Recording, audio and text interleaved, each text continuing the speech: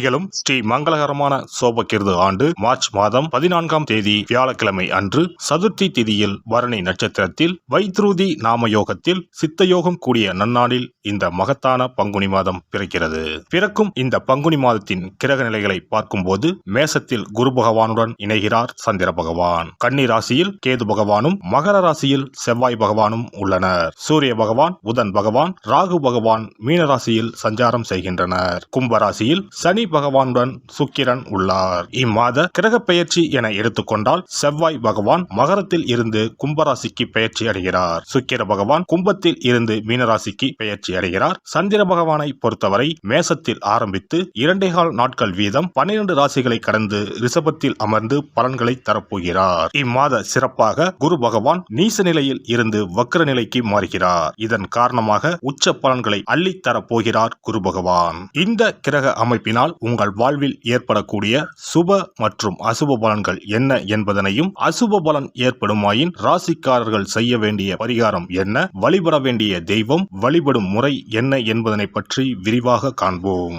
பிறக்க போகும் இம்மாதம் உங்கள் வாழ்வில் வளமும் நலமும் செல்வ செழிப்பும் பெற்று வாழ்வின் உயரிய நிலையை அடைய எல்லாம் வல்ல எம்பெருமானை வேண்டி விரும்பி கேட்டுக்கொள்கிறேன். கடகராசி அன்பர்களே, இந்த மாதம் பல்வேறு நன்மைகள் உண்டாகும். கடினமான பணிகளையும் செய்து முடிக்கும் துணிச்சல் ஏற்படும். காரிய வெற்றியால் மனதில் சந்தோஷம் உண்டாகும். இருக்கும் இடத்தை விட்டு வெளியில் சென்று தங்க நேரலாம். தொழில் வியாபாரம் மிகவும் சிறப்பாக நடைபெறும். பணவரத்து எதிர்பார்த்தபடி இருக்கும். வியாபாரம் மற்றும் தொழிலை விரிவுபடுத்துவது பற்றிய திட்டங்களை செயல்படுத்துவீர்கள். பயணங்கள் சாதகமான பலனை தரும். உத்தியோகஸ்தர்கள் முன்னேற்றம் காண்பார்கள். வேலை பற்றிய கவலைகள் நீங்கும். நிர்வாகத்தின் முழு ஆதரவு உங்களுக்கு இருக்கும். குடும்பத்தில் ஏதாவது ஒரு விஷயம் தொடர்பாக வாக்குவாதம் ஏற்படும். கணவன் மனைவி அனுசரித்து செல்வது நல்லது. நண்பர்கள் உறவினர்களுடன் மனஸ்தாபம் உண்டாகலாம். எச்சரிக்கையாக இருப்பது நல்லது. பெண்களுக்கு எந்த ஒரு காரியத்தையும் செய்து முடிக்க கூடுதல் நேரம் உழைக்க வேண்டி இருக்கும். பணவரத்து எதிர்பார்த்தபடி இருக்கும். வாக்குவாதங்களை தவிர்ப்பது நல்லது. மாணவர்கள் மற்றவர்களை அனுசரித்து செல்வது நன்மை தரும். விளையாட்டுகளில் கவனம் செலுத்துவதுடன் கல்வியிலும் கூடுதல் கவனம் நன்மை தரும். கலைத்துறையினர் மிகவும் மகிழ்ச்சியாகவும் ஆர்வமாகவும் காணப்படுவீர்கள். வெற்றிகள் நிறைய கிடைக்கும். தூர தேச பயணம் மேற்கொள்வீர்கள். அரசியல்வாதிகளை பொறுத்தவரை வாக்கு கொடுக்கும் போது கவனமாக இருக்கவும். தேவையில்லாத இடங்களில் நிறைய பேச வேண்டாம். கவனமாக இருக்கவும். நட்சத்திர பலன்கள் புனர்பூசம் 4ஆம் பாதம். இந்த மாதம் எதிலும் வேகமாக செயலாற்ற வேண்டும் என்ற எண்ணம் தோன்றும். குடும்பத்தில் கணவன் மனைவிக்கு இடையே இருந்த மனஸ்தாபங்கள் நீங்கி ஒற்றுமை உண்டாகும். பிள்ளைகள் நீங்கள் சொல்வதை கேட்டு நடப்பது மன திருப்தியை தரும். பூசம் நட்சத்திரம். இந்த மாதம் உங்களது ஆலோசனை கேட்டு குடும்பத்தில் இருப்பவர்கள் செயல்படுவார்கள். ஆன்மீக நாட்டம் உண்டாகும். வீண் அலைச்சல் ஏற்படலாம். மாணவர்களுக்கு தொழில்நுட்ப கல்வியில் ஆர்வம் உண்டாகும். புதிய வகுப்புகளில் சேர முயற்சிகளை மேற்கொள்வீர்கள். ஆயுள்யம் நட்சத்திரம். இந்த மாதம் சுப காரியங்களில் கலந்து கொள்ள நேரலாம். காரிய வெற்றி உண்டாகும். இழுபறியாக இருந்தவை சாதகமாக முடியக்கூடும். தேவையற்ற கவலைகள் நீங்கும். உங்களை பற்றி விமர்சனம் செய்து வந்தவர்கள் அதனை விட்டு விலகி விடுவார்கள். சரஸ்வதி தேவியை பூஜித்து வர காரியங்களில் வெற்றி உண்டாகும். கல்வியில் முன்னேற்றம் காணப்படும். அதிர்ஷ்ட கிழமைகள் ஞாயிறு மற்றும் புதன். அதிர்ஷ்ட தினங்கள் பங்குனி 17 மற்றும் 18. சிறப்பு பரிகாரம். வாரந்தோறும் செவ்வாய்க்கிழமை அன்று வீட்டில் உள்ள முருகப்பெருமான் படத்தினை துடைத்து சந்தனம் குங்குமம் பொட்டு வைத்து சிகப்பு அரளிப்பூ கொண்டு அலங்காரம் செய்யுங்கள். ஒரு கண்ணாடி டம்ளரில் தண்ணீர் ஊற்றி ஒரு எலுமிச்சை பழம் சிறு வெட்டிவேர் போட்டு முருகன் படத்திற்கு முன் வைத்து விடுங்கள்.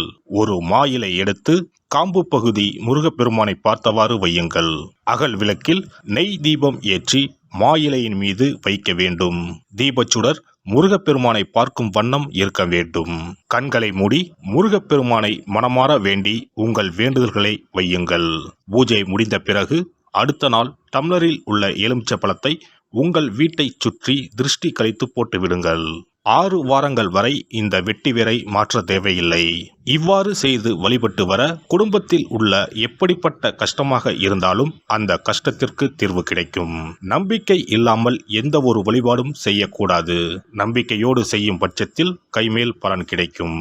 இனி பங்குனி மாத சிறப்புகளும் வழிபாட்டின் பலன்களும் என்ன என்பதனை பற்றி காண்போம். பங்குனி மாதம் என்பது வழிபாட்டுக்கு உரிய மாதம்.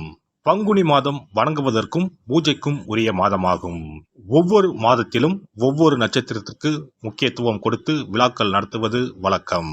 ஆனால் பங்குனி உத்திர நட்சத்திரத்திற்கு மற்ற நட்சத்திரங்களை விட அதிக மகத்துவம் உண்டு. தெய்வ திருமணங்கள் அதிகம் நடைபெற்ற மாதம் பங்குனி மாதம். மாதங்களில் 12வது மாதம் பங்குனி, நட்சத்திரங்களில் 12வது நட்சத்திரம் உத்திரம். 12வது மாதமான பங்குனியும் 12வது நட்சத்திரமான உத்திரமும் இணையும் புனித நாள் பங்குனி உத்திரம் என்று கொண்டாடப்படுகிறது. எனவே பங்குனி மாத உத்திரத்தின் சிறப்புகள் அதிகம். பங்குனி உத்திர நாளில் அனைத்து ஆலயங்களிலும் சிறப்பு வழிபாடுகள் நடைபெறும். கிராம கோவில்களில் அக்னி சட்டி ஏந்துதல், பூஜைகள் விமர்சையாக நடைபெறும். எண்ணற்ற ஆலயங்களில் சுவாமி அம்பாள் திருக்கல்யாணம் நடைபெறும். சிலருக்கு கைகூடாமல் திருமணம் தள்ளி போனால் பங்குனி உத்திர நாளில் விரதம் இருந்து இறைவனை வழிபட்டால் வெகு சீக்கிரம் திருமணம் கைகூடும் என்பது ஐதீகம். அதோடு காதலிப்போர் மனதுக்கு பிடித்தவரை கரம் பிடிக்கவும் பங்குனி உத்திர விரதம் இருப்பது மிகுந்த பலனை கொடுக்கும். பங்குனி உத்திரம் கல்யாண விரதம் என்றும் அழைக்கப்படுகிறது. 8 வகையான மகா விரதங்களில் கல்யாண விரதமும் ஒன்று.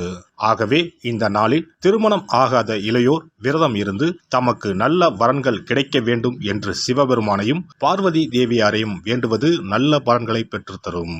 இத்தினத்தில் மேற்கொள்ளும் விரதம் மிகவும் விசேஷமானது. நீண்ட நாள் ஒற்றுமையுடன் வாழ விரும்பும் தம்பதியர் விரதம் இருந்து சிவனுக்கும் சிவ பார்வதிக்கும் அபிஷேகம் செய்வார்கள். இந்த விரதத்தை முருகனை வேண்டியும் செய்யலாம். அதோடு அன்னதானம், வஸ்திரதானம் செய்வதும் சிறப்பானது. ஜாதக தோஷத்தால் திருமணம் தடைபட்டவர்கள் வழிபாடு மேற்கொள்ளவும் சிறந்த நாள் இதுவாகும். செவ்வாய் தோஷம் காரணமாக திருமண தடைகளை சந்திப்பவர்களுக்கு பங்குனி உத்திரத்தன்று முருகனை மனமுருகி வணங்கினால் திருமண தடைகள் நீங்கி திருமணம் சுபமாக முடியும். குழந்தை பேரில்லாமல் தவிப்பவர்கள் பங்குனி மாத விரதம் இருந்து அம்மன் கோவில்களுக்கு சென்று வழிபட அந்த அம்மனின் அனுக்கிரகத்தால் நிச்சயம் புத்திர பாக்கியம் கிடைக்கும். தொழில் மற்றும் வியாபாரங்களில் ஈடுபடுபவர்கள் தமிழ் வருடத்தின் கடைசி மாதமான பங்குனி மாத தினத்தில் திருஷ்டி பூசணிக்காய் வாங்கி உங்கள் வியாபார இடங்களை திருஷ்டி கழித்து அதற்குரிய நேரத்தில் உடைக்க வேண்டும். இப்படி செய்வதால் உங்களுக்கு இந்த ஆண்டு ஏற்பட்ட தோஷங்கள் அனைத்தும் நீங்கும். பங்குனி உத்திர நன்னாளில் நம்மால் முடிந்த அன்னதானங்களை செய்வது மிகுந்த புண்ணியம் தரும். எலுமிச்சை சாதம் அல்லது தயிர் சாதம் அல்லது சர்க்கரை பொங்கல் என அன்னதானம் செய்யலாம். அதேபோல் நம்மால் முடிந்த அளவுக்கு மஞ்சள், சரடு, குங்குமம், கண்ணாடி என மங்கள பொருட்களை பெண்களுக்கு வழங்குவது விசேஷ பலன்களை கொடுக்கும்.